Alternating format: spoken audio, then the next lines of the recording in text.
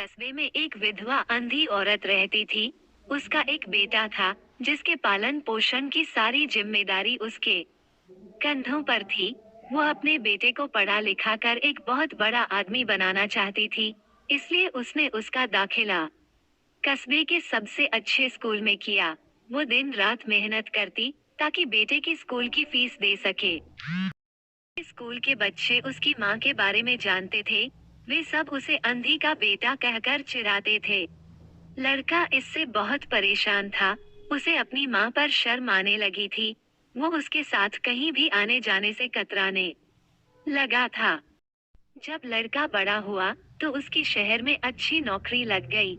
उसने अपनी माँ से वादा किया कि शहर में मकान लेकर वो उसे लेने आएगा। लेकिन वो शहर गया, तो फिर लौटकर वापस नहीं आया। उसकी अंधी माँ उसका इंतजार करती रह गई। ये भी पढ़े। माँ का प्यार अनमोल है। माँ बेटे की कहानी। कई महीने बीत गए। लड़के की कोई खबर नहीं आई। कई महीने बीत गए। लड़के की कोई खबर नहीं आई।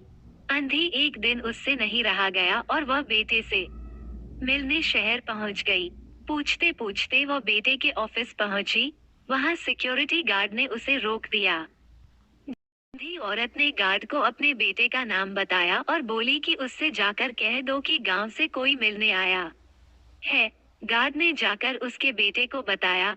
बेटे ने ऑफिस की खिड़की से देखा, तो उसे अपनी माँ गेट के बाहर खड़ी नजर आई। वो ऑफिस में सबके सामने अपनी माँ की वजह से शर्मिंदा नहीं होना चाहता था। उसने कहला दिया कि वो ऑफिस में नहीं है। अंधी औरत वहां से चली गई। शाम को वो लड़का ऑफिस से घर जाने के लिए निकला।